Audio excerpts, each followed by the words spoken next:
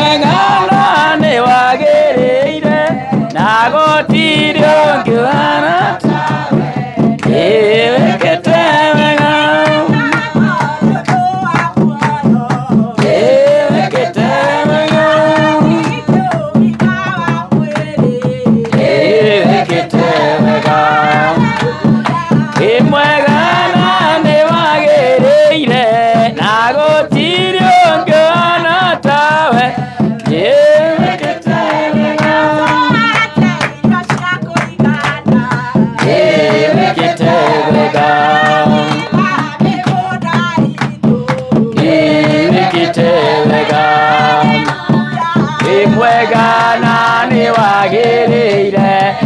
gũtirĩ ũngĩ ũhana tawe wĩkĩte wega.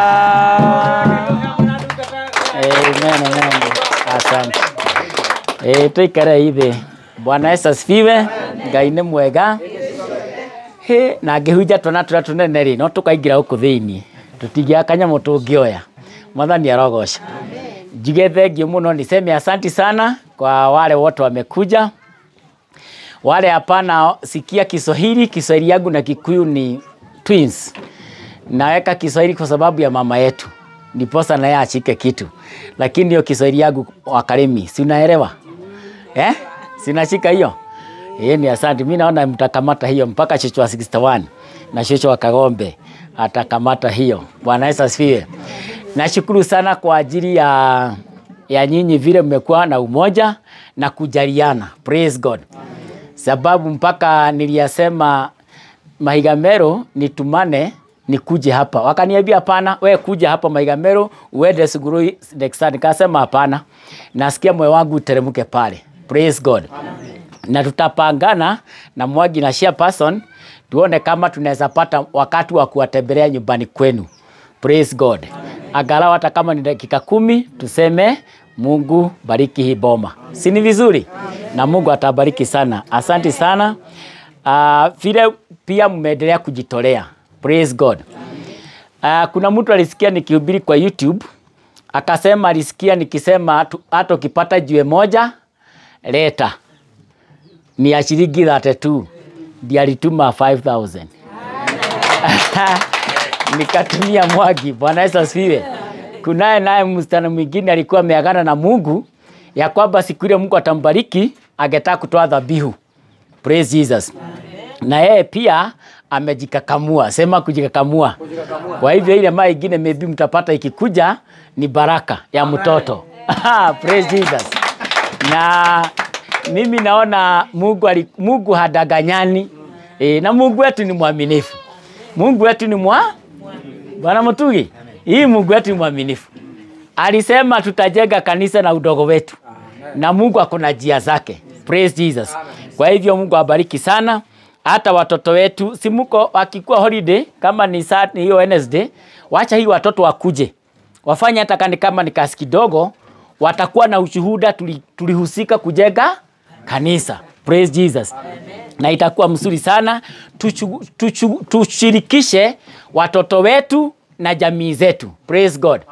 Ni wale hapa na mahali pa kuketi wakuja kaa hapa nyuma yangu kuna kiti. Na hapa kuna kiti kingine. Kuja hapa. Wewe kuja hapa. Kaa hapa kwa pastor. Nikirudi nyuma nikukanyage huko na nguvu nyingi. Leo nataka kuongea habari ya utajiri. Amen. Praise God. Uhoro wa utonga, ugotonga. Gutonga. Praise God. Utonga. Mimi nataka kuongea habari ya utajiri, mali, kutajirika. Praise God. Na utajiri si mbaya. Na kuna ile jinsi utajiri unaweza kuwa mbaya. Lakini utajiri mwenyewe si. Nataka nilete maneno shosho ile ambayo itakuonyesha utajiri ni wa shetani ama si wa shetani. Sababu watu wakitajirika, watu wanasema amekuwa devil worshiper. Mtu tena akiwa maskini kabisa amerogwa. Sijui uzuri kwa wapi, lakini nataka niongee habari ya utajiri. Praise Jesus. Na mkikumbuka habari ya Edeni. Si mnajua shamba ya Edeni? Shamba ya Edeni ilikuwa ni ya tajiri ama ni ya maskini? Unajua ilikuwa na miti yote, mnajua matunda. Na ile miti yote ya matunda inajulikana dunia hii ni maelfu na mamia na mamilioni. Nikiwaambia tajeni miti ya matunda ni zaidi ya milioni, ni nyingi sana. Nyingi. Na wanyama wale walikuwa kule. Walikuwa wengi. Praise God. Uniambie yule mkulima ako na miti ya mikorofia kwake 1,000,000. Ako na maembe 1,000,000. Ako na hapo 1,000,000. Ako na ingine mananasi elfu gapi. Pao sijui elfu gapi. Kodoo maelfu. Sugura maelfu, kuku maelfu. Nitajia mani maskini. Modo yatagwa Adamu alikuwa tajiri. Alikuwa ni mkulima mwenye mali. Lakini hiyo mali nani alikuwa imeleta? Lakini vile aliwachana hiyo mali yote, si alitoka bila. Alipofukuzwa, wanyama hakufukuzwa. Wanyama alibaki pale. Mimea ile yote ya matunda ilibaki Eden. Utajiri wote wa dhahabu, sababu ile mito mine ilikuwa na dhahabu, ilibaki wapi? Ilibaki ni ya mwenyewe. Praise God. Maana ni arogosh. Lakini kile kilifanya waachane na hiyo utajiri ni kusikiza. Kuthikiriria, kuigwa, kusikiza, walisikiza sauti ya mgeni. Sababu kuna mgeni alitembea kwa shamba. Na haikuwa yake, lakini mgeni alitembea. Hata mkisikiza ile sauti ilitoka kule, ilikuwa ni ya shetani. Ndio alisikiza. Na kusikiza hiyo ikawafanya watenganishwe na utajiri. Praise God. Na Yesu naye akasema, kondoo wangu wanasikia sauti yangu, na hawezi fuata sauti ya mgeni, sababu kuna mgeni huwa anaongea. Mwana ni arogosha. Hata wale watu wamekoniwa. Hakuna watu wengi wamekoniwa na mtu anajua. Wengi wamekoniwa na wageni. Kuna ndugu moja najua alikuwa pale Nakuru. Sijui kama mnajua mahali kunaitwa Lakeview. Wale wanaelewa hizo sehemu. Lakeview kuna barabara lami hapo. Sasa kuna mkahawa kule mbele ya Wasugu. Na watu wawili hapo wanamwambia habari ya ndugu, Bwana Yesu asifiwe, na wanalimasaika kiasi hapo. Anasema sisi ndio tumekuja, wale tumetumwa na Mungu kuombea pesa. Sinakuwa nyingi. Na tumekuja na wale Wasugu wako pande ile. Na alikuwa naye anahitaji pesa. Akaambiwa kweli yeye alikuwa mtu wa kamera. Yeye alikuwa na pesa kiasi. Akaambiwa toa ile pesa yote uko nayo uweke kwa hii bahasha. Akapewa bahasha aweke. Akaweka ile bahasha inakaa karatasi ya sukari. Akaambiwa piga magoti. Inua mikono juu. Funga macho. Sasa tuombe muujiza upate pesa. Wacha waombe maombi mazito. Maombi ile mazito. Baba wa utajiri wote. Akaitana mbinguni na wapi? Pesa higi. Vile maombi inaendelea kuwekwa, wanapiga dimi, ndipo bahasha ingine ya karatasi nyingi imebadilishwa, ikaletwa hapa mbele. Akaambiwa amen. Amen. Bwana ametenda. Bwana fungua macho. Akidu kufungua macho, ile bahasha imenona. Na imesirwa hapa, imefungwa na selotip. Kaambiwa ndugu, Mungu wako ni wa miujiza. Chukua pesa. Lakini hapa lazima utatii Mungu. Hii pesa usitumie hapa town, usipatwe na majaribu. Kwanza urudi kwa nyumba, ushukuru Mungu, alafu mwambie Roho wa Bwana akusaidie jinsi ya kutumia pesa hii, ni mingi sana. Na kwambia alikuwa anauliza watamwambia aende saa ngapi. Washa akarudi kutoka hapo mpaka mahali kunaitwa sewage. Kusonga mguu, hata kupanda gari. Akiingia kwa nyumba, na alikuwa ameambiwa ukiingia kwa nyumba uoge kwanza. Alafu uombe, ufungue pesa uipangie. Alienda akaoga mara moja. Vile aliingia kwa bedroom. Kufungua pesa. Alipata karatasi nyingi. Alitoka hapo akisema kutikithigwo. Ile yake alikuwa naye ni ile alikuwa amefanyia kwa bidii sana. Kufika pale alidaganyiwa. Watu Wasugu wako ngambo ile bado ni wengi. Sasa ajui nani ataenda kuuliza na Kisugu haelewi. Sauti ya mgeni inawezekana kuwa ni ya muizi. Na ukisikia sauti ya mgeni unaweza teganishwa na utajiri. Praise Jesus. Watu wengi wamedanganywa ya kwamba kuna pesa inawekwa kwa simu. Unawekwa hii. Kuna ile sababu. Praise Jesus. Lakini utajiri ni mbaya ama si mbaya? Niwasomee maandiko. Gucokerithia Maathani 8. Kumbukumbu la Torati 8 mstari wa 17 na 18. Mami nitasoma na Kiswahili na Kikuyu niweke Kiswahili. Sawa sawa.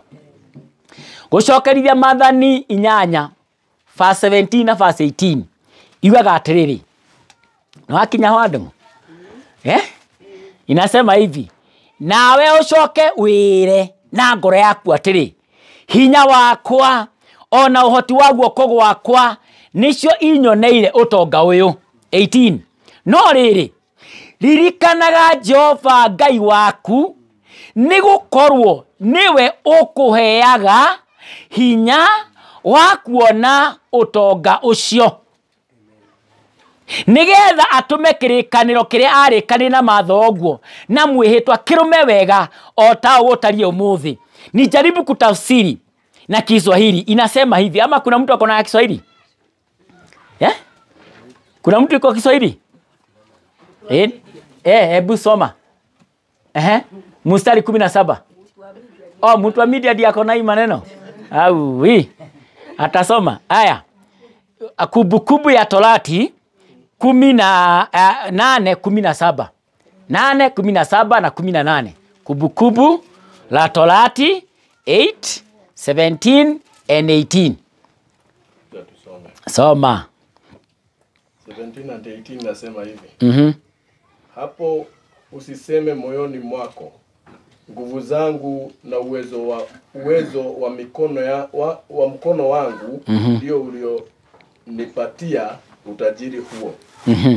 Bali utamkumbuka Bwana Mungu wako, maana ndiye akupaye nguvu za kupata utajiri, ili ufanye imara agano lake alilowapa baba zako kama hivi leo. Bwana Yesu asifiwe.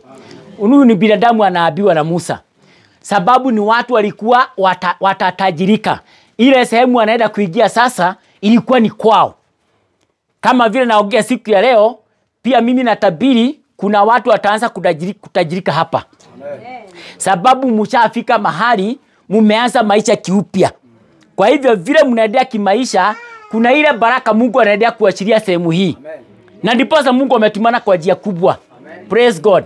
Miaka ambayo imepita hapa tukiuliza chairman wetu, miaka mingi imepita hapa, watu hawakuwa na kondoo nyingi.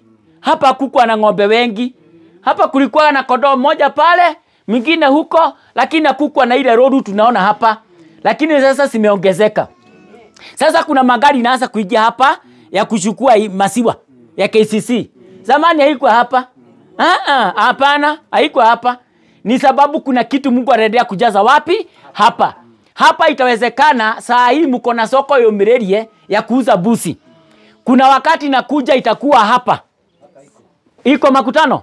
Haikuwa zamani, imekaribia. Sababu mifugo itaanza kuwa nyingi wapi? Hapa. Praise Jesus. Amen.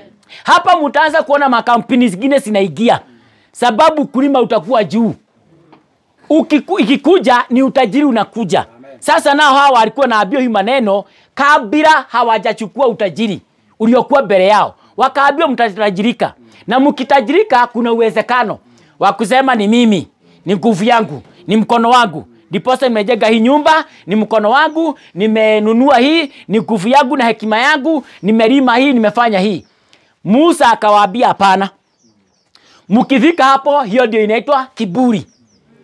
Na Kiingereza kinasema pride comes before a fall.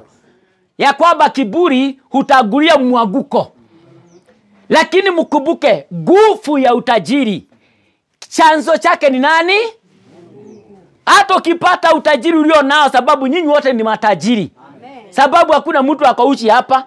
Hapa nyinyi wote mko smart. Praise Jesus. Amen. Mimi naona mko smart. Nyote hapa. Hamujalarira. Hamuobabi kwa barabara. Nyinyi ni matajiri. Geukia aliye karibu na mwambie habari ya tajiri.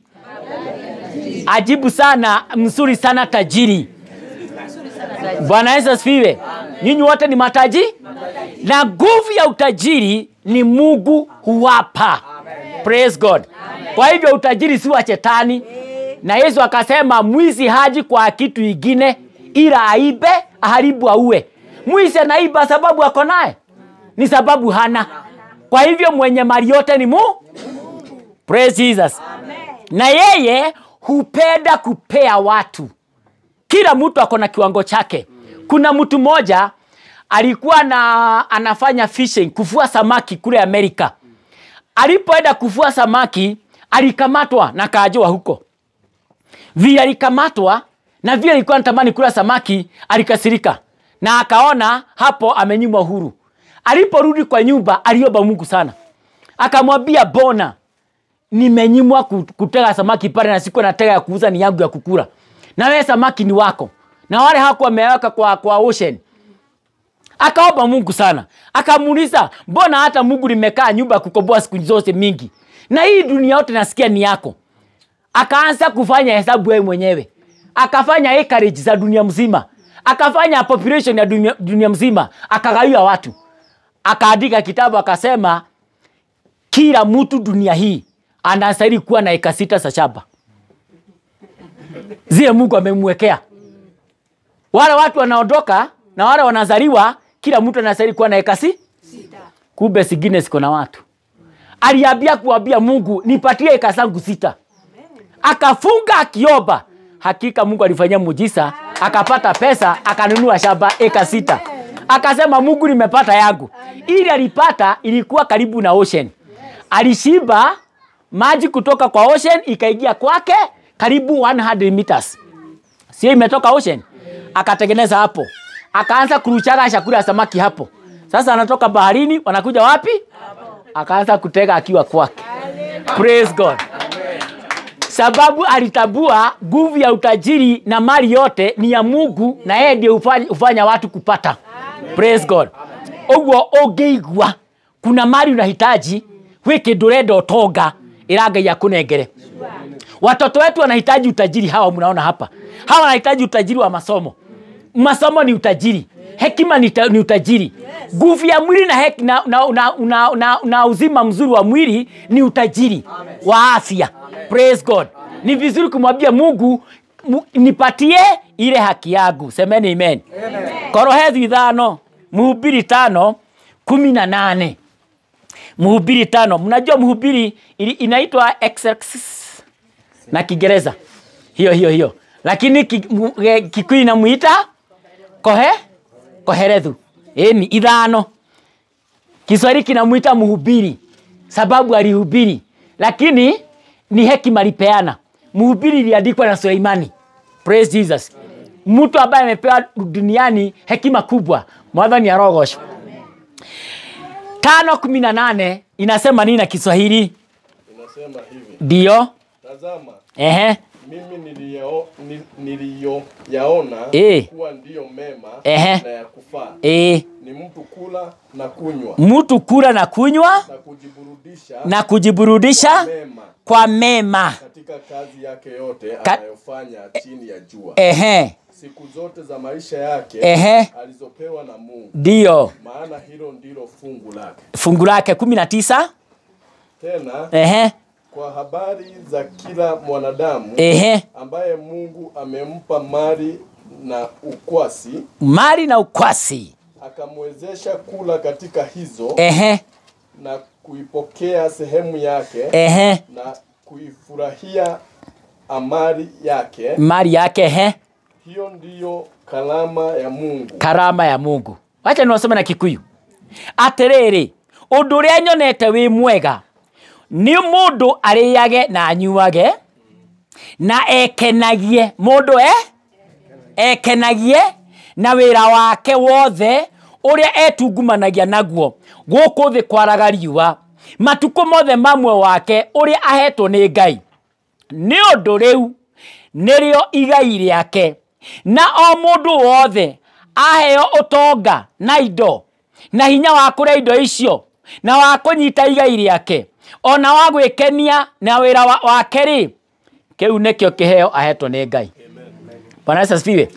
Mungu ametupatia mali, ametupatia vitu nyingi na utajiri, na sababu ya kutupatia mpaka nguvu ya kufanya kazi ni kwanza wewe ufurahie. Ufanya nini? Kama wewe ni tajiri na haufurahii, utajiri wako una kasoro. Utajiri wote inabidi wewe ufurahie. Praise God. Si utajiri ulale bila usigisi. Si utajiri ufikirie kuwa kuna watu wanakuandama akuibie. Sio utajiri kama wakati tumenunua tusimu, hasikuwa simu nyingi. 2015, 2011 hapo. Ni watu wachache walikuwa na tusimu. Na tulikuwa tunaibiwa sana. Sasa waizi walikuwa wanaingia kwa bus. Wanasema mtu aweke simu yake vizuri. Wanaweka masho waone kila mtu anafanya biobio kutafuta simu. Wanaona ni gapi. Wakifika mahali wanashukisha walikuwa naye. Sababu ilikuwa ni kitu ya maana, ikitajwa hivi ilikuwa karibu ikisahau mahali kisha iharibike. Sababu umesahau ikianguka chini hauitiwi. Lakini siku ya leo kuna simu naangusha unaambiwa chukua hii. Hata sasa zingine zimeingia kwa smartphone, sio watu wengi wanachukua sababu iko na tracking. Ukiingia kwa DCI ukamatwa na hiyo inaweza kupeleka jela. Sasa kuna hiyo mali yako ni ya kukupatia amani. Utajiri wa Mungu ni ukuletee gikeno. Praise God. Na uishi siku nyingi ukifurahia. Amen. Kwa hivyo utajiri wa Mungu ni ule wĩra wa kĩrathimo kĩa Ngai gĩtimago thutha nĩ kĩeha. Mwathani arogocwo. Na kila mtu amepewa sehemu ya. Kwa hivyo ukiona miaka yako imesonga na kuna sehemu bado hujapokelea, iclaim. Ambia Mungu nataka hiyo utajiri yangu. Na kama Mungu saa hii haitakuja kunisaidia, wacha isaidie wajukuu wangu na watoto wangu. Twetie kĩrathimo twĩre Ngai kĩure kĩahĩtũkire rĩ, nengera ciana ciakwa na ciana cia ciana. Bwana Yesu asifiwe. Unajua wakalemi unaweza kuwa ungetaka kuwa na degree, lakini miaka imesonga. Sasa utaenda class tena. Lakini maybe ilikuwa ni baraka yako na sehemu yako. Lakini sauti ya mgeni kabeba. Unaweza iitisha.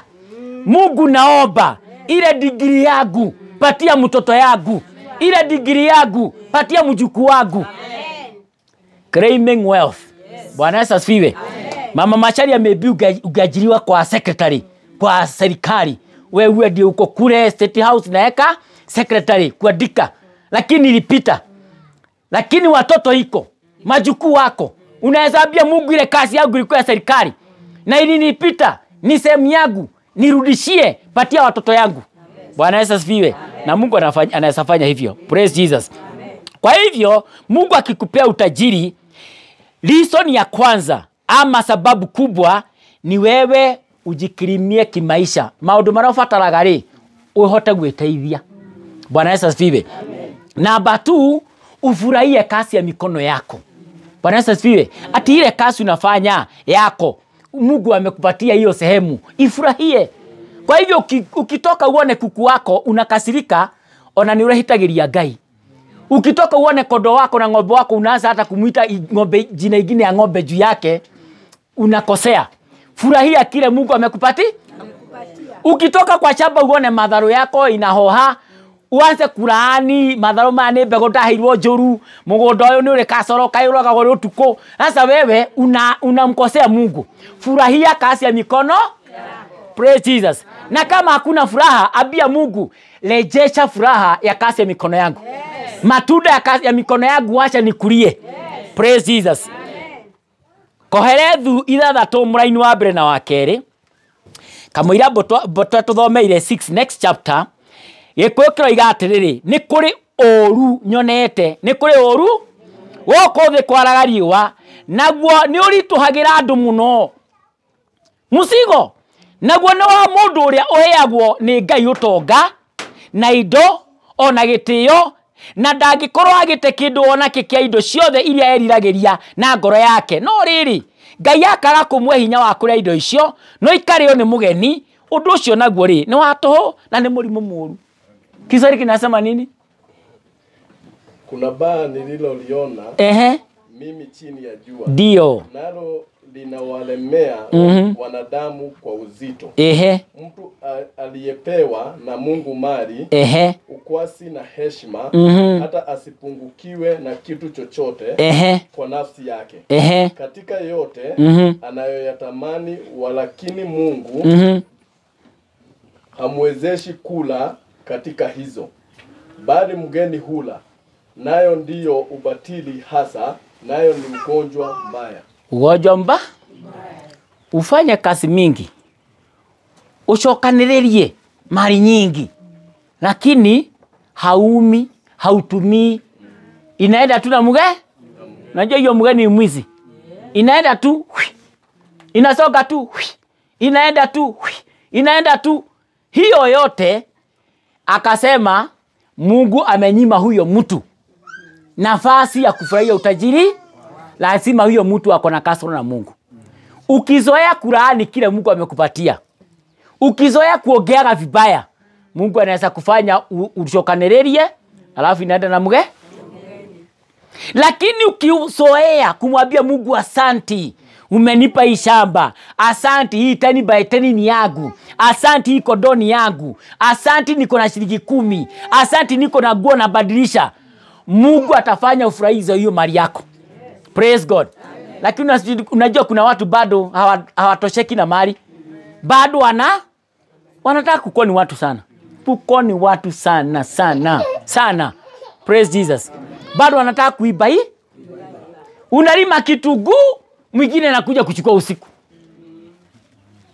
Unaweka tukodo, mwingine anataka kuja kubeba. Hiyo ni ugonjwa mbaya. Hapa hakuna Mungu. Inabidi mwambie Mungu, nataka utajiri uliotoka kwako, na mimi mwenyewe ni ukubali na nikupatie thanksgiving. Asante Bwana. Asante. Kuzoea kumwambia Bwana asante. Hata baba Kevin ukizunguka hivi, uende na siku ya huko dhokoma, haukupata faida, ambia Mungu asante. Useme move kumako mu. Otiumaga. Ambia Mungu asante. Ukiwa na ile makorofia yako unauzunguka village, mtu akose kununua, usipigie makorofia kelele. Usipigie watu kelele. Mwambie Mungu asanti. Leo ilikuwa ni siku ya kutembea, kuona watu na kubeba hii madizi yangu. Ifurahie. Asanti. Siku ingine utabeba ikurio yo. Nogere thoko origi. Bwana Yesu asifiwe.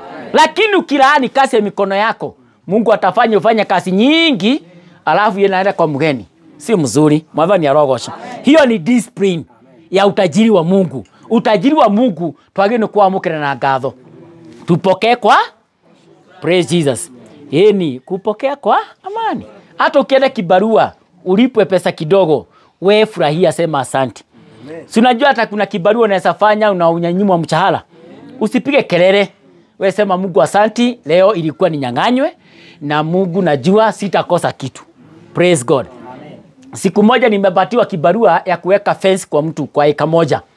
Na sababu nilikuwa nimelipisha 300, niliamua kufanya hiyo kazi from 6 to 6. Nifanya na siku ngapi? Na ni mimi kutafuta vikigi na bito na kupigilia. Na misumari ni mimi nilikuwa nanunua. Nilikuwa nimelipisha hiyo kazi yote 300. Siku ya kwanza kufanya, nilishimba mashimo yote. Nikatokea jioni. Kamlima nilikuwa ninapada, nilikuwa najaa sana, sikuwa nimekula. Nikashindwa na kupada. Ilibidi niende na miguu gekuruma, nigetha hote kumira. Nikachukua kijiti, nikajisaidia, nikafika nyumbani kwetu. Siku ya pili nikuja, nilikuwa nimekatakata vikingi, nikakata yote na nikaweka. Siku ya tatu nilikuja nikafence yote, sababu tulikuwa tunalipagwa siku moja 60 bob. Lakini huyo mtu alininyang'anya pesa yangu 300. Sasa nilikuwa nafikiria ule adabatie kale maduretie maru na ni adunyire. Lakini nilipoenda kuongea na Musa wa kanisa, aliniambia ni alikuwa nimetafutia kazi, akaniambia pana murekere. Nega yatunya tu atunya. Ai, sasa unajua kuitanize Mungu alikuwa wapi nikichimba mashimo na ni mimi nilifanya, alafu amemnyang'anya. Sasa ilibidi mpaka niombe. Praise God. Lakini inabidi mwambie Bwana asante.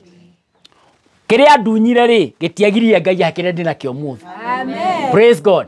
Kwa hivyo kuna vizuri kumwambia Bwana asante. Discipline ya hii Mwathani arogosha. Nani waulize kitu kingine? Besha ni juru kana ti juru? Mane. Pesa iko sawa ama si sawa? Pesa iko sawa? Na ndicho chedirie Yesu. Iko sawa ama haiko sawa? Pesa ni mzuri. Pesa ni mzuri. Lakini kuna mahali nataka kuwasomea maandiko mawili ya habari ya pesa. Habari ya nini? Pesa ni mzuri. Na wirage Ngai hebia. Mwathani arogosha. Pesa ni mzuri. Ebu koherethu hiyo itu Mhubiri 10:19. Hiyo tu Mhubiri 10:19. Karamu hufanywa kwa ajili ya kicheko. Ndio. Na divai huyafurahisha. Ndio. Na fedha huleta jawabu la mambo yote. Gĩkwĩkĩra atĩrĩrĩ, iruga rĩrugagwo nĩgetha andũ matheke. No ngĩruga iruga andũ mae gũtheka, kwĩna thĩna. Nĩ ũrĩrakarĩirio nao ũkĩruga. Number 2. Na divai rĩ ĩgakenia muoyo. Arĩa manyuaga divai makarũa nĩ marĩ ngoma thĩinĩ wao. Tondu divai wanyua wagĩrĩirwo nĩ gũthekia andũ othe no kene. No ĩkonyuaga ũeka ũru we na divai tigana nayo. Praise Jesus. Nacio mbia ihotaga maũndũ mo. Ndũĩ no tuaga nani mweza yote ni Mungu. Number 2, mweza yote ni money. Mbeca ihotaga maũndũ na nĩkĩo tũhang'ane mbia. Tũngĩrĩ na kanitha na nĩcio tũracaria. Praise Jesus. Mbeca ti njũru na Mungu ndiarire ta idea pesa. Na pesa haishagi. Pesa kuna watu wameifugiria hivi wanakaa nazo. Lakini ile pesa yote ilianza tangu Kenya ipatiwe uhuru. Bado hiyo pesa iko. Iko tu. Hakuna mahali umetembea ukapata tunatukuraga ngue thirite igatarura ngue gateo ri. Urakora mbeca ithirite gateo. Iko gwako. Ni andu mathira magaciitiga. Pesa iko. Sababu pesa ni jawabu ya kila kitu. Jawabu ya kila kitu. Ukiwa sasa na pesa, si utatembea Amerika na hujaitembea. Ukiwa na pesa, si utaweka fence ya chamba yako ya mawe. Ukiwa na pesa, si unaweza weka nyumba yako ya gorofa na unalala karaka igorofio. Hata ukiwa na pesa, unaweza nunua helikopta yako ya kuguraga indo bakutano ugacokoa. Uko akiubuka. Ria kwina ndoro. Pesa ukiwa naye inaweza fanya mambo. Wale wanajua kufuga ng'ombe. Ukiwa na pesa unaweza nunua ile inaitagwa ng'ombe inatoaga kilo 52. Utanunua. Sababu uko na pesa. Ukiwa na pesa utafuga hii maji. Uweke drip line kila mahali. Ukiwa na pesa ni jawabu ya kila kitu. Hii maji mnaona ikiwekwa huku ni mamilioni ya pesa. Praise God. Kwa hivyo pesa si baya. Mwathani arogosho. Na wakati pesa ikiingia kwa mkono yako, ni vizuri kumwambia Mungu asante. Inacholeta jawabu ya kila kitu niko naye. Na hii kuambiwa ni pesa ngapi na Marisa, imeambiwa pesa. Kana ni 10, kana ni 5, kana ni milioni. No rihinge maũndũ mo. Ukiwa na 10 unaweza nunua kado. Hauko na stima. Hiyo mwangaza umepatikana. Hiyo tabu imeenda. Praise God. Ukiwa na shilingi 50 unaweza nunua gwache pale, uchemshe, mkule sapa. Pesa ni mzuri. Praise Jesus. Amen. Kwa hivyo ukiona pesa inakutoroka, ambia Mungu hapana. Mimi nataka hii pesa ulisema inaleta jawabu ya mambo yote, nataka hiyo. Ngai ndathimira mbia. Hari indo iria ingĩ ciothe ri, ona mbeca hothe-inĩ. Praise Jesus. Timotheo wa mbere 6. Timotheo wa kwanza, Timothy, First Timothy 6. Tutasoma mistari 3. Muraini wa 10, wa 17 na wa 18. Timotheo, kĩrĩkanĩro kĩerũ. Timothy wa mbere 6, verse number 10. Tusome hiyo verse number 10 peke yake kwanza. Verse number 10 inasema hivi. Maana shina moja na mabaya ya kila namna ni kupenda fedha ambayo wengine hali wakitamani hiyo wamefarakana na imani. Wamefarakana na imani. Choma kwa maumivu mengi. Ndio. Gikuyu kiroiga atiriri. Tondu riri kwirireria mbia. Kwirireria ni kihumo kia maoru ma mithemba yothe. Riu mbeca ni njuru kati njuru. Tithoku. Niguo kwiciria nikuo kuru. No mbia ti njo. Kiria kiru ni kwirire? Love of money. We don't love money. We should spend money. Don't love. Spend. Edabia. Shuke moko-ini maku no ndukerirerie. Kwiriria ti kwega. Kwiriria ti kwe. We huthira mbeca. No mbeca ndukae guciendo hane ta yo acitwa murata. No akwire kaundu no thikire to ni ire thauti. Praise God. Kwirireria mbia. Kwirireria ile kutamani ndio baya. Lakini pesa si? Lakini tabia kutamani ndio baya. Sababu wale wametamani inasema nini? Wamefanya mambo mabaya. Number 1, wameacha njia imani, wamepitia ile njia baya. Kama ya corruption, ya kuiba, kuua mtu, kumusika, uchukue mali.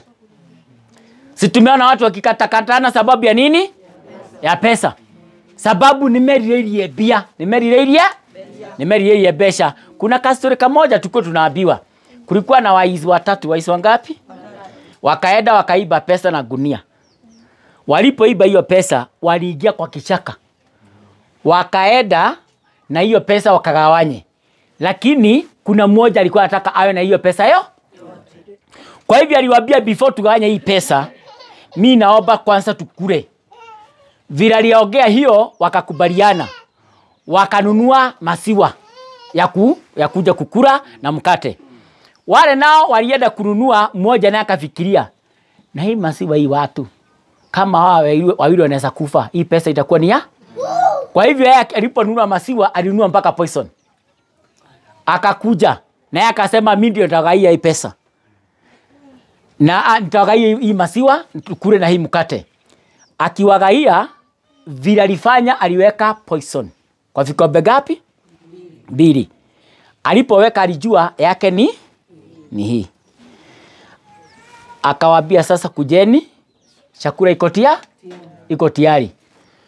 Vile walikuja mmoja ndiye alichukua kile kikombe alikuwa ameweka kado na yeye akachukua mmoja ile alikuwa ameweka poison. Kwa hivyo wawili hapo wakakufa. Libaki na mo. Pesa ikawafanya waende na njia si sawa. Sababu nimerireirie na makenda mbia. No besha nikiheo kuma kwi Ngai. Ngai arathimira wa moko. Bwana Yesu asifiwe. Na besha itigagwathe no uciathage. Besha itigakuhuthire ucihuthagire. Sababu kuna watu wamejipatiana watumiwa na pesa. Sababu akona pesa anatumana mtu mmoja uawe. Sababu akona pesa anafanya yule afutwe kazi weka huyu. Sababu ya si ni corruption imefanya mambo kama hiyo. Pesa imefanya watu wengi sababu ya kwirireria. Besha thini wo thamaki wa Ngai itiriragirio. The moment umeanza kutamani pesa, ukiwa umeokoka, wewe na shetani mnaanza kukaribiana. Na Mungu anaanza kukuondokea. Njia mbaya unaikanyaga, ya uzimani unaiondokea. Kwirireria ndoga gene besha. Bwana Yesu asifiwe.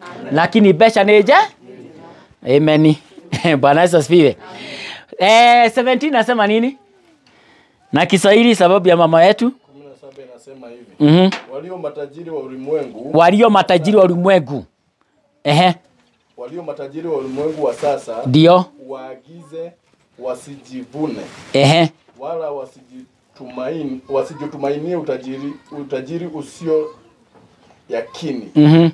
Bali wamtumaini Mungu atupae vitu vyote kwa wingi ili tuvitumie kwa furaha. Kwa furaha. Praise Jesus. Ebu soma 18.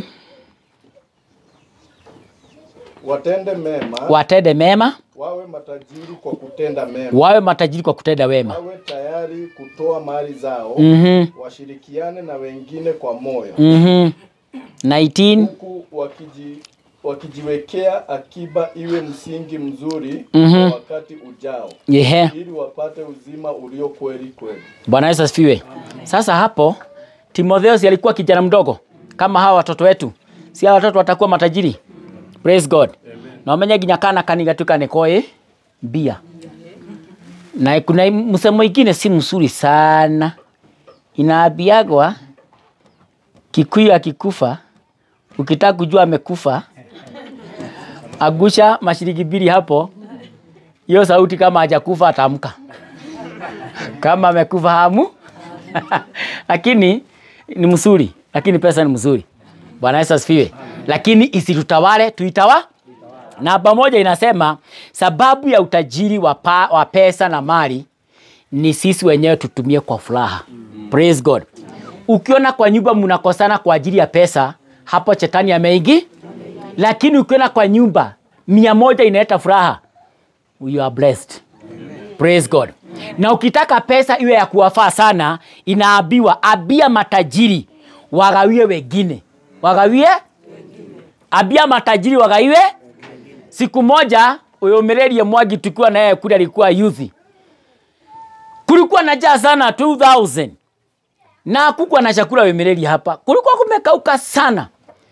My pastor by then alikuwa amehost pastor mwingine. Lakini kwake kulikuwa na shida ya chakula. Siku moja nikaambia my wife, leo ni sisi tutapatia Pastor Jenga chakula na familia yake kwetu lunch, agarau Reverend wetu naye apate chakula yake na familia.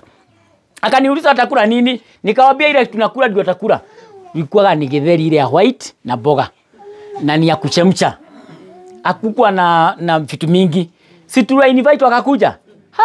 Wacha wake githeri ya white na boga hapo. Boga tulikuwa tunatoa na mzee wa independent kutoka Mutara. Alikuwa analima na maji. Na alikuwa ananiletea tu. Sijui alikuwa nini nilikuwa nimeingia kwa moyo wake sana. Tukampatia akakula. Wakati walimaliza ile maombi iliobwa kwa hiyo nyumba. Ni ndiye aligeta mahota mashio. Bwana Yesu asifiwe. Na kutoka hapo ile siku nimeweza kupata nilipata. Praise Jesus. Unajua ng'ombe zikuwa zinakufa sana.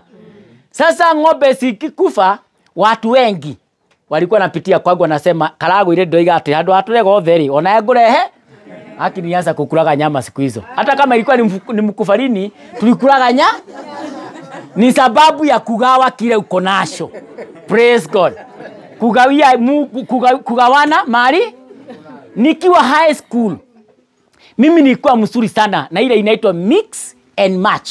Ukienda kwa Mutuba unatafuta ile inakaa uniform, unanunua hiyo. Shati na karibiana unaweka, fulana na karibiana unaweka. Nikajaribu sana nikawa na pair bili za uniform. Lakini kulikuwa na kijana alikuwa anaitwa Richard. Yeye naye alikuwa amekaa nyumbani na hakuwa na uniform na hakuwa na uwezo wa kununua uniform arudi kwa shule. Naye mwalimu ameniambia enda ukamwambie arudi shule. Mimi nilikuwa head boy. Nilipoenda kwa Richard ni wale watu walikuwa wamefukuza forest wamejenga kwa barabara. Nikamwambia Richard Maina, mwalimu ameniambia urudi shule Monday. Ilikuwa ni Saturday. Akaniambia Isaac ninaweza lakini sina uniform na sina kitu na vitabu sina. Nikamwambia vitabu utapewa najua hiyo. Lakini uniform kama huna wacha nirudi nyumbani nikuje. Nirudi nyumbani. Nikachukua pia moja. Nikampelekea. The same day usiku. Haki Maina alijijaribu. Akaniambia sasa niko sawa. Lakini kiatu akaniambia kiatu nitafaa my sister. Kulikuwa na ile viatu ingine ilikuwa ni kama unisex. Lakini mbele ilikuwa kitu fulani hivi, sasa ni kama moccasin. Ukifaa mbele ni kiatu utaona ni kiatu mzuri, lakini kama utafuata Richard Maina nyuma utaona ni msichana kwa mbele. Akaniambia nitasoma tu. Hiyo alifaa. Praise God. Nikamwambia faa tu. Hata mimi unajua ile mimi na mimi nilikuwa na ile moccasin mzuri. Moccasin ile kiatu ilikuwa ya goro sana. My brother alikuwa amenipatia. Lakini alikuwa amemiss number. Akanipatia namba 8 na leo mimi nafaaga namba 6. So nilikuwa naeka karatasi kule mbele. Diposa iweze kutoshia mimi. Sasa ilikuwa shida ni wakati wa matope. Ilibidi nikiweka kwa matope natoa na beba. Sababu itaiwasha wapi? Vile nilimpatia hiyo uniform. Made hiyo, Mungu ni wa maajabu. The same Monday, my sister naye tunamuita Waboi, akaniambia Kenywa, na ukienda nyumbani upitie kwa Orotere, kuna kamusigo yako hapo. Jioni ikapitia kwa Orotere. Ile kamusigo nilipewa ilikuwa ni trouser. Ilikuwa imeweka kwa karatasi. Kutoka tu kwa duka, kulikuwa na munada hapo. Haitumiki. Na hii trouser ilikuwa brand new. Mara yangu ya kwanza, trouser mpya. Si ya motuba. Haki niligia kwa munada ndani, nikatoa hii, nikavaa hiyo. Ilikuwa ni fupi pande moja, lakini kasema hata kama ni fupi, haiendi kwa fudi tena. Anaweza haribu zaidi. Wacha ikae hivyo. Hiyo nilifaa kwa miaka mingi. Ni nini hiyo? Ile utajiri yangu nilikuwa naye, niligawia na mtu mwingi. Hatugawi sababu ati pesa ni nyingi. Ati ni moyo. Praise God. Mungu kwanza akutajirisha kwa moyo wa kutenda mambo mema. Ukihoyo to ngari, to wambia, to migunda na indo inaitwa ukwasi kwa hiyo Biblia ya bote. Bali pia uombe utajiri wa moyo. Utajiri wa moyo Baba Masharia. Ya kwamba ukiwa na utajiri wa moyo hapa, utagawia wengine. The more unagawia, naye Mungu analeta Hako ni mukwenda tutonge wega guku. Twambe gutonga naku. Bwana Yesu asifiwe. Na Mungu atatubariki. Semeni amen. Bwana Yesu asifiwe. Bible inasema hiyo 1 Timothy 5 verse number 8. Hiyo tu ndio namaliza naye. 5:8. Inasema hivi. No ndimwirigite kabadi murekerio rimwe. Lakini mtu yeyote asiye watunza walio wake, ndio, yani wale wa nyumbani mwake, basi wacha nirudie. Irudia tu. Lakini mtu yeyote asiyetunza walio wake, yani wale wa nyumbani mwake, basi ameikana imani. Tena ni mbaya kuliko mtu asiamini. Kaide muthomera na Gikuyu. Timotheo wa mbere 5:8. Mundu angeikara ateguteithia andu ao, angeikara ataguteithia ona makiria andu agwake muciri, ni gukana akanite urutani uria wa witikio, na ni moru gukira mundu utari etikia. Hiyo Kikuyu inasema mundu angeikara ateguteithia, inamaanisha ukikaka angaliaga nyuma. My brother, my sister, watu wa kwetu, baba yangu, mama yangu, ukikaka wasaidie. Ukikaka tena unawangetia. Ukikaka tena kama alienda zamani kama wangu, unangetia yule amebaki. Kama ni mkubwa ama mdogo, wewe unamngetia. Watu wote wakingetania, utajiri unaingia. Kungetania ni kuangaliana. Mama, Bwana Yesu asifiwe. Ni kwenda kusaidia watu Mimi napenda Waturkana. Nimeajiriwa mahali kufuga nguruwe. Na nilikuwa nakaa karibu na Waturkana. Mturkana moja, rafiki nampenda sana. Alikuwa amechika hii mambo ya Kikuyu ya kulima. Kwake kwa nyumba ile alikuwa nakaa. Hawa watu hawaitanagi ati jirani, wanaitanaga chemeji. Hata kama si chemeji, ni Atu wakiingia kwa hiyo nyumba, wako karibu 18. Ugali ile inapikwa wanakula wote pamoja. Kama ni kulala hakuna ananugunika, ni kutandika jua ile gozi ya ng'ombe. Munala? Aki wakiamuka wanashida hapo ni story. Kile kidogo inapatikana, wanakula pamoja. Watu ndio wanaishi siku nyingi. Na wanapendana. Bwana Yesu asifiwe. Hiyo ndio upendo hapa. Ya kwamba kama hamutaweza kusaidia watu wenu, ati fio kwe mundu wanyu muthinikaga na no hote kumutaithia. He mundu wanyu ngeithia kagokura ndure wa muhewe. Ati wewe murukira mutare wetiki. Wewe ni mbaya kuliko kafiri. Praise God. Na hapo tutaingia mbinguni kweli. Bwana Yesu asifiwe. Mungu atusaidie. Haleluya. Na mimi niliona hiyo iko na nguvu. Siku moja nimesikia sauti usiku. Mungu akaniambia na Kikuyu, kainara ya Gikuyu. Na anaongea lugha zote. Lakini mimi aliongea na mimi na Kikuyu. Na ni safari sasa karibu ya 3. Akaniambia mureithi akinyete kugimara na ndare mundu uramurumburia. Akinikamuka. Nikachidwa nani yule ameongea? Mureithi my brother yule kwa nyuma yangu. Ati ya kwamba amefika kiwango ya kutairiwa lakini hakuna mtu anashughuli. Niliamuka nikaenda mpaka village nyumbani. Nikaambia mama, nimesikia sauti imeniambia usiku ya kwamba Muriithi ako tayari kutairiwa lakini hakuna mtu anashughuli. Akaniambia ndio Kenya, lakini sasa tutashughulikaje na ni pesa? Na anatikana aobewe hiyo ruhusa kwa guka. Nikamwambia mimi nitaenda. Guka ni rafiki na ni guka. Guka alikuwa amenipenda sana. Vile nilienda na Muriithi kwa guka, nilipatana na shosho. Shosho nikamwambia nimekuja kwa sababu hii. Akaniambia usiende kwa guka. Ukienda kwa guka itakuwa na shida kidogo sababu kuna mabusi utaambiwa hapo. Enda kwa anko wako so and so. Mimi nienda straight kwa nyumba ya anko. Nikampata. Nikamwambia, aliponiambia nilikuwa na 200 na nikampatia. Unajua Hiobi mkono tupu. Vile nimpatia akapokea, lakini akatuzidikisa. Kwa lami yeye mwenyewe akatulipia fare ya kurudi. Alipokea lakini alienda kutulipia fare. Mimi nikakuja, kijana katairiwa. Vile alitairiwa tukamrudisha nyumbani, nikaambia mambo ni sawa. Vile aliingia hata ingia kwa nyumba ya mama. Mimi nilikuwa nimejenga kanyumba kazuri. Naye mama akaniambia kama utampatia hapo kwako ni vizuri, hata kama tutakapogawa hii shamba mahali umejenga ndipo atagawiwa. Nikamwambia mama haiko na shida, nitakuja. Nikuja nikaambia my wife, ile kanyumba yangu nataka tuende tumpatie Muriithi.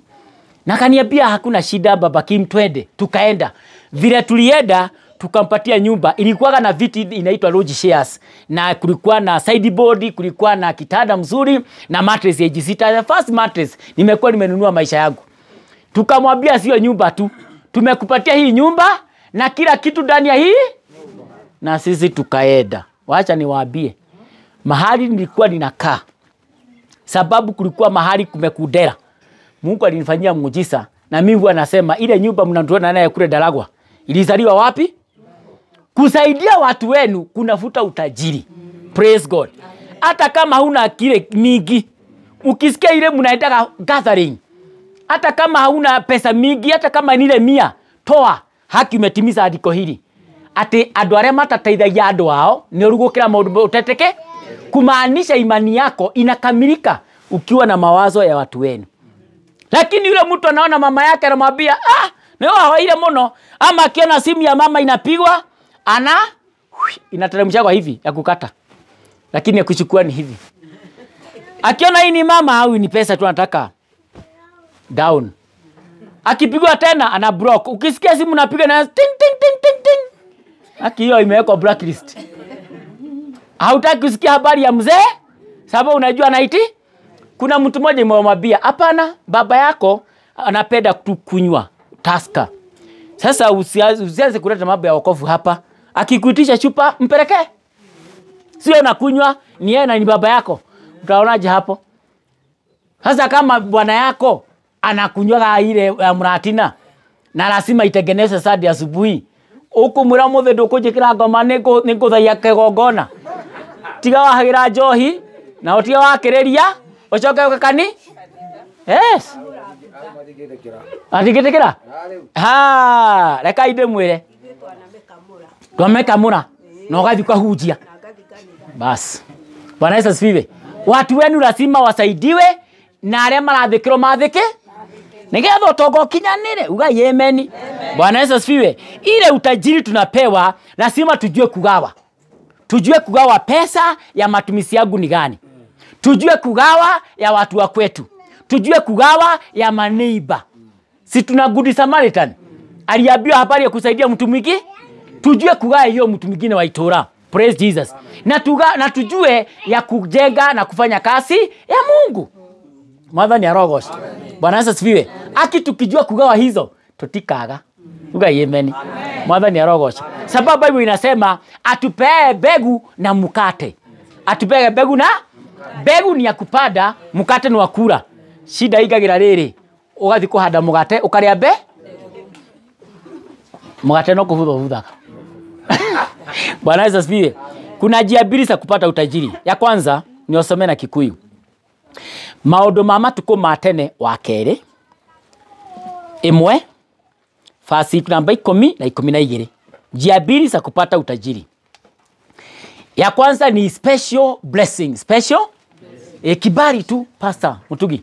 Kibali tu ya kupata utajiri. Simekuja sehemu hii na ukikuja uanza kuclaim. Ile Mungu alikuwa ameniwekea upande huu nataka yote kuje. Maodo mama tuko matene mambo ya Nyakati wa pili 1 verse number 10. Maodo mama tuko matene wa keri 1 10 na 12. Roiga atiriri. Reu ndagiguthaitha uhe uge na uhoro wa kumenya maundu nigetha menye mithire iria njagiriirwo ni guthiaga nayo ndi hamwe na andu aya aku ni undu ri andu aya aku aingi uri no ungihota kumacirira nake Ngai akira Sulaimani atiri kuona ati undu ucio wari ngoro-ini yaku na ndwahoire otonga kana kugia indo nyingi kana gitio kana mioyo ya thu ciaku ininwo ona kana ukihoera ati uture matuku maingi no ni ugi wahoya ona umenyi wega maundu nigetha uhotage gucirira andu akwa aria ndagutwire muthamaki wao ri ni ndetikira gukuhe ugi ona umenyi wega wa maundu ona makiria ni ngukuhe otonga ona indo nyingi ona gitio gukira muthamaki ona uriku uria wari mbere yaku ona ningi thutha waku gutikagi ongi ona uriku wina maundu ta macio. Ebu soma verse number 12 peke yake na Kiswahili. Basi hekima na maarifa umepewa. Nami nitakupa mali na utajiri. Ndio. Na utukufu kupita walivyokuwa navyo wafalme wote waliokuwa kabla yako wala baada yako hapatakuwa na mtu atakayekuwa navyo. Amen. Bwana Yesu asifiwe. Bible inasema hivi. Wakati Suleiman alikuwa ameomba mambo mengi, alisema hivi, mimi nataka unipatie hekima ya kuongoza wa Mungu. Akamwambia sababu hii jambo lilikuwa kwa moyo. Jambo lilikuwa kwa nini? Na huku hapa kuna mambo alisema hapa. Mungu kuna vitu anaangalia. Haukuniambia nikupatie utajiri, nikupatie mali nyingi, nikupatie heshima ama niwe maadui wako, lakini umeomba jambo mzuri na mimi kuna kitu nitaweka juu yake. Bali na kupatia hiyo hekima nitakupea utajiri mwingi. Utire mundu ari watongete gukira Suleimani hindi yo na uti ugatoga kumukira. Hata utajiri wote wa dunia hii upatiwe mtu mmoja haitafikia kiwango ya Suleiman. Praise Jesus. Hata wale wanajaribu kuiba sana hawatafikia kiwango hiki. Praise Jesus. Mungu akamwambia nitakupatia utajiri. Hii hakupewa sababu ya vitu mingi, ni kuwa na roho safi. Mwathani arogosho. Tamakana ukona ngoro njega Ngai agutongi. Mwathani arogosho. Kuwa na roho safi, kuwa na roho safi tu. Ya kwamba unapenda watu, unapenda kuwapatia hekima yao, ungependa kusaidia hapa na pale, Mungu anayeseleta utajiri. Hiyo ni number 1. Uko na ngoro njega. Uko na ngoro? Yana ngoro njega, ngoro. Ngoro yendete. Kiheo ni muoyo, iyorwo nigi kiriria. Jehova Ngai erire Oirio naga na menoga ciothe na. Bwana Yesu asifiwe. Yana ngoro kuwa na moyo safi. Lakini Mungu alikuwa ameangalia moyo wake, akaona moyo wake huko na kupenda. Unajua kweli meda gutonga mashindano na rege. Ati goja. Nitachukua loan. Nitanunua ng'ombe 3 aone hiyo yake moja haitichana hii yangu. Oji otonga ni uguthira. Praise God. Amen. Kuna mtu anataka kuwe na utajiri, awe na nguvu na igweta. Praise God. Sijui kama mnisikia mtu mmoja wa kwetu akisema nie biashara yakwa ona ingekirori ikono itheruke githeri kihia na itiga uciakire mweteo. Ni mtu mmoja mama alisema alikuwa anafanya campaign. Akasema pesa yake ni nyingi, hata ikiweka kwa jiko muweke githeri juu itaifa na itabaki. Sio ni ile inaitwa mwethonoro, ile inaitwa gwetea. Roho kama hiyo utajiri hakuna. Watu kama hawa wanakufa kiaibu. Lakini mtu ambaye ako na roho mzuri ya kupenda kusaidia, umesaidia watu wenu, unasaidia church, lakini sio kama vile tunasikia mtu anapeleka milioni 20 kwa church na kanitha watu wana gorofa. Kaya kangire kule rungu rwa mahiru wa miti. ama walete ile kanisa kama hii hakuna kitu kama ako na moyo kujenga. Mrona hata hau na wale watu nao wako na makanisa magorofa. Riu kanitha mahiga mero tungirehero milioni 20 cia gwaka niki turaka hau. Riu tojukire gwaka icingi. Praise God. Lakini kuna ile hiyo ni mwithunduro. Hiyo ni kiburi. Kujionyeshana uko na pesa. Hiyo Mungu hiyo amekataa. Hiyo haitaisha. Number 1, unaweza pewa utajiri sababu wewe mbele ya Mungu roho yako ni safi. Praise God. Na unapenda watu. Unapenda sababu mali ni ya kusaidia wewe na watu. Mali haikujagi peke yako, ni yako na isiwe kuonyeshana kiburi ama uonyeshane wewe unaweza. Unajua kuna watu wengine kuna mtu mwingine aliuza shamba kwetu. Unajua pesa ya shamba iko na utamu. Baba Masharia aliuza shamba. Ile aliuza shamba, na alimwetei reka ide mwire. Huyo mzee alikuwa akiona mama, kwanza kuona kuna nguvu. Anakwambia mtumie wao. Nikiwe nakio. Unaweza kuwa na pesa wewe kuliko mimi. Hebu kuja hapa. Nibebe kutoka hapa mpaka pale kupatie 500. Mtumia na kifaru aliha kwa shilingi 30. Oka. Anambeba. Acha kuangalia hivi tu. Alikuwa na kiatu ina shine. Unajua ikipakwa kiwi ina shine. Anakwambia hii kiatu imepata Kongo hii fupi. Ati nipagusa na hii gachifu yako nikupatie 200. Gachifu na shilingi 3 na dhumuni. Ati unapagusa na egene ya gutaruro gitaru ye guere ya nguru. Unampagusa na kupatia 100 ni mwithunuro. Hiyo ni kiburi. Huyo aliisha na mara ya mwisho alijigogesha gari. Na mahali alizikwa karibu na mnada ya mwingi. Hiyo si heshima. Ni sababu pesa yake iko na Usiwahi penda kuomba pesa ikuje diposa uonekane. Diposa ujulikane. Diposa ufanye maofu. Lakini pesa ambao unataka kusaidia na usaidia wengine, gaino nginya akuhe. Lazima Mungu atakupatia hiyo. Amen. Praise God. Ya mwisho, njia ingine ya pili ya kupata pesa ni thimo 10 verse 3 nginya verse number 7. Thimo Methali 10 verse number 3 mpaka verse number 7. Pastor Masharia. No ndiraria wega. Mamenya muthiro naga kuraihu. Eni, ukadoraga ndukareke hegesha uhoro. Bwana Yesu asifiwe. Baba yetu anasema naongea mzuri. Haya. Soma Methali 10 mstari wa 3. Bwana hata iacha nafsi ya mwenye haki ife na njaa. Bali tamaa ya mtu mwovu huisukumia mbali. Aya, chia hiyo kwanza. Aroiga atiriri, thimo 10 wa Karemi. Muraini wa 3 niho turi. Inasema hivi, Jehova ndangireka ngoro ya mundu muthingu iriyo ni ngaragu. Ende kila kirireirio ni mundu mwaganu aikagia hanene. Anasema hivi, unajua hiyo ni utajiri. Ya kwamba mtu mtakatifu, kitu kingine ukiwa mtakatifu kwa moyo, Mungu atakuletea baraka zake na vitu yake. Ngaragu ni nago ni utoga. Etiguo hii. Lakini ukiwa mtu mwaganu, ukiwa mtu ambaye mkatili, mtu mwofu, kila unatamani Mungu anakisukuma Lakini ukiwa mtakatifu, kila unatamani anakileta karibu. Ukipate kwa haraka, uthigune mwega. Praise God. Kuwa mtakatifu ni kitu mzuri mbele ya Mungu. Verse number 4.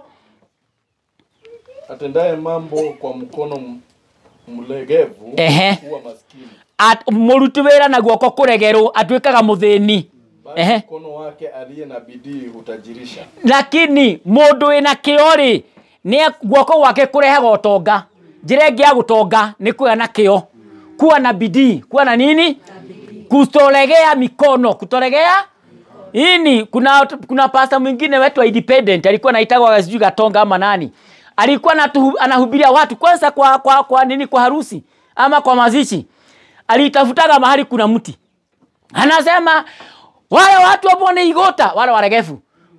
Mnasimama wako kigi hivi, no gwithwa mugongo, ukiwa maundu mathukeni nyayo na handu gathondeke gwaku. Anasema unafanya nini? Gwithoithia. Hiyo gwithoithia kwa muti. Ukisema mambo imeharibiwa na Ruto na Nyayo, enda utengeneze kwako. Alisema hao ni watu waregefu miko. Akasema kama unataka mambo iwe salama, fanya kazi kwa bidii. Alikuwa sabani, nilikuwa kijana mdogo, praise God, na nilishika hiyo. Ndiposa nikasema hata watoto wakuje hapa wanashika kitu, nasema ya kwamba ukitaka utajiri, kuwa mwenye bidii. Hauwezi kosa ati kusoma na upite, lazima usome. Lazima uandike homework, mambo iwe salama. Lazima utii shule, mambo iwe salama. Lazima tuwe na bidii. Tuge andu mari nake nigetha kio gitu moko maitu marathimu. Bwana Yesu asifiwe. Sababu Mungu ameahidi baba boy, kazi ya mikono yetu itabariki. Ukikosa kufanya itabarikiwa wapi? Andu mari kio mwathani arogocwo. Sinajua kuna watu wanapenda kutabarukia magoro. Na kwangania githomo kiturahujirio wega giotonga nari undaigwa mugongo gandite ngwendo gukoma koma o hwaini kanyambu murugete kiomothi seriously itabidi tufanye kazi kwa bidii na mikono yetu, na Bible yugaga uria ukona kana moko maku weke nakeo. Bwana Yesu asifiwe. Hata kama nikachwika moja katunze, Mungu anasereda kitu kubwa. Bible huwa inasema hivi, uthamaki wa iguru nitaka hede kara gakaratari. Si mnajua hiyo? Unaanza ukiwa mdogo, unapanu. Niwapatie story moja nikimalizia. Praise God. Bible inasema hivi, inasema hiyo mstari wa 5, mugania na riwa ni mwana wina uge, mutinditoro hingo ya magetha, mwana ucio arehaga njono. Ya kwamba mtu ambaye ni wa kushida kilala, kupenda kausingizi si mzuri. Kausingizi kwanza mchana si mzuri. Usingizi ulale usiku. Mchana kuwa very active, fanya kazi. Fanya kazi. Ile uko naye. Kama uko na kabuzi moja, fuga. Sasa nimekutana na Pastor Mashari hapa. Ametoka hapo nje kaniambia nataka nibadilishe kabuzi yangu hapa, sababu akisikia mgurumo wa duthi anakata kamba. Nikumenyerera kiriage ya muhe agikoni arenda kafurika ukamweri wendo cio no tume heo burigana rimwe. Bwana Yesu asifiwe. Sababu anashuga hiyo ni bidii. Praise Jesus. Siku moja nyina Masharia hega shida heto ni mayani kweta gashiri gashuika moja tu kadogo, nikafurahia sababu kuku na wapenda vile. Nikapeleka kwa nyumba kukaa naye, kanaka kama tu ni one of our part of the family. Lakini usiku wa Saturday siku moja nimeota nikiwa napeleka kodoo kanisani wa Brown. Vile nimeingia kanisani asubuhi umererie, kumekuja Bishop Charles yule anakuwa Nakuru. Ndiye amekuja kuhubiri. Baada ya ibada anasema na leo afternoon nawapatia break muende lunch, mrudi hapa.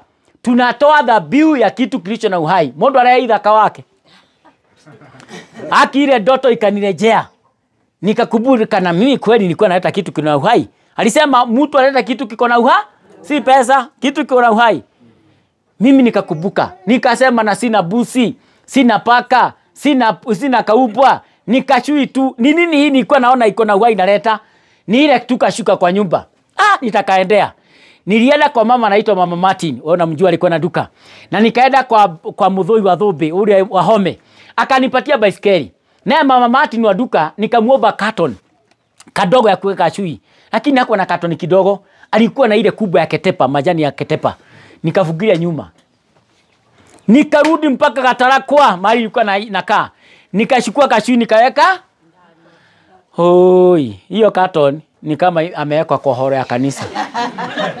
Nikakuja kuingia kanisani, Bishop Charles amesimama pale. Hakuwa bishop by then, alikuwa tu reverend.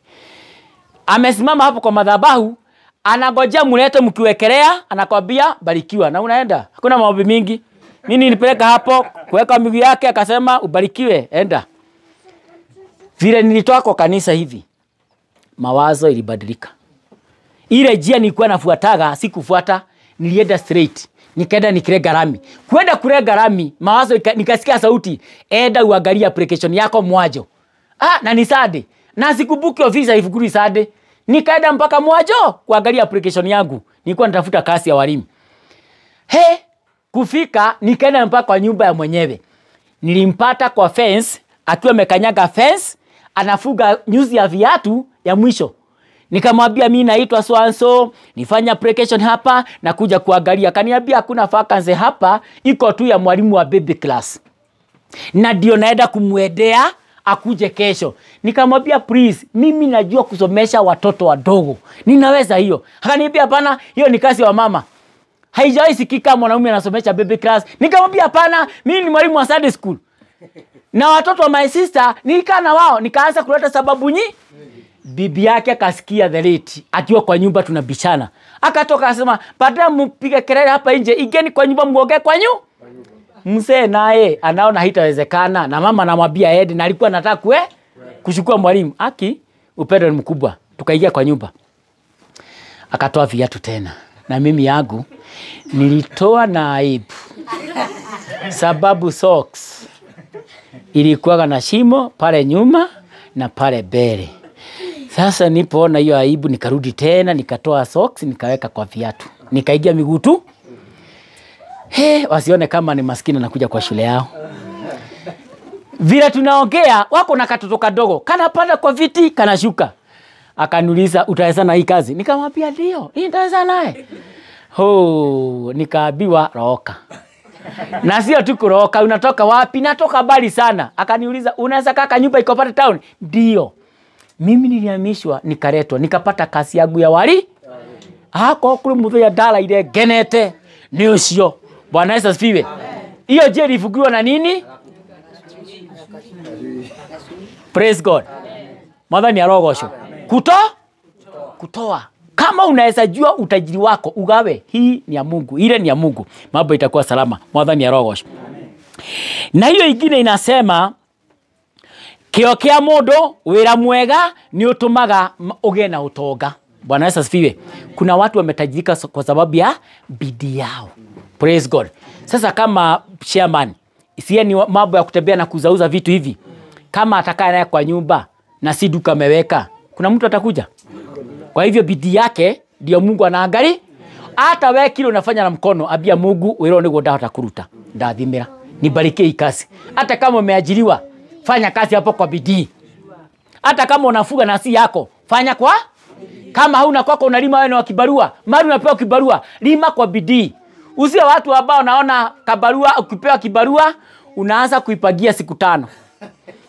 Talima mpaka pale sababu hakuna mtu atakuja, mpaka pale. Sasa unalima ukijikokota. Mawaro kama mwene atariho. Unakaa hapana, wewe lima umalize.